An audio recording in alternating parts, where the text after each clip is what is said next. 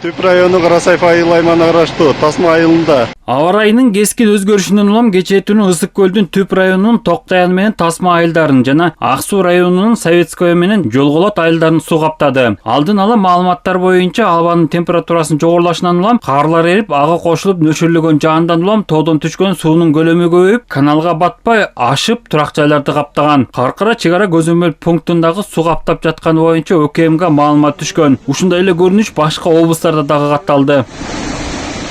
Ошондой эле Чүй областында 2 суу каптоо катталды. Бул Жайыл районунун Сусамыр айыл өкмөтүндө, Кайсар айылында, ошондой эле Чүй районунун Арпатектир айыл өкмөтүндө 1 суу каптоо катталды.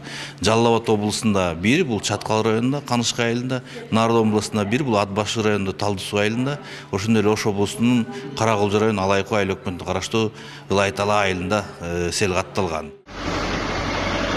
Жергиликтүү бийлик органдарынын жана куткаруучулардын ыкчам аракеттеринин аркасында суу каптаган турак жайларды коргоп калууга мүмкүнчүлүк болду. Жарандык коргонуу уюмдарынын техникалары тартылып, суунун нугун өз учурунда буруп калууга жетишилди. Ушул тапта 3 айылда суу каптоонун кесепеттери жоюлуп, жетөөндө арык каналдар тазаланып, калыбына келтирүү иштери жүрүп жатат.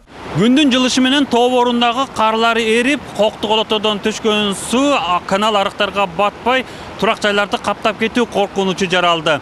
Буга нөшөрлөгөн жааган жаандагы өз кедергисин тийгизүүдө, мындан улам өзгөчө кырдаалдар министрлиги алдыда күтүлүп жаткан жаан-чачынга байланыштуу жарандарды сак болууга чакырат.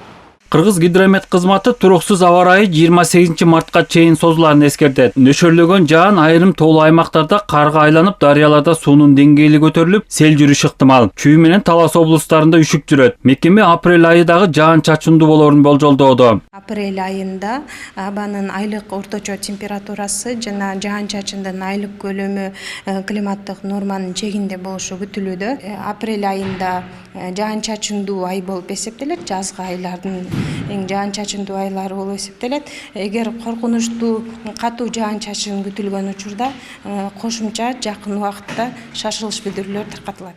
Өзгөчө кырдаалда министрлиги жаан-чачындын көп жаашы жер көчкү жүрүп кетүү коркунучу жогору экенин белгилейт. Ошондой эле сел суу каптоо тобокелчилиги дагы жогору болот. Министрлик климаттын өзгөрүшүнөн улам такыр суу түшпөгөн Коктуголотодон сел түшүп, турак жайларга коркунуч жаратып жатканын белгилөөдө. Мындан улам ар кандай табигый жана техногендик кырсыктар жогору болуп жаткандыктан жарандар турак жайын камсыздандырып койгондору оң. Азыр мыйзам боюнча турак жайлар камсыздандырылат.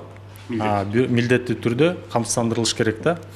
Бирок жанакындай жилой помещение деп коет. Ошого кирбеген башка бир короодогу болгон жанакы сарайын же бир дагы бир башка строенияларын ыктыярдуу түрдө камсыздандырып койсо болот. Ага да төлөп беребиз. Белгилей кетсек, айыл жериндегилер турак жайын камсыздандыруу үчүн жылына 600 сом, шаар жергесиндегилер 1200 сомдон төлөшөт. Дүйшөн Шаршембеков, Аскар Маратов, ЛТР Бишкек.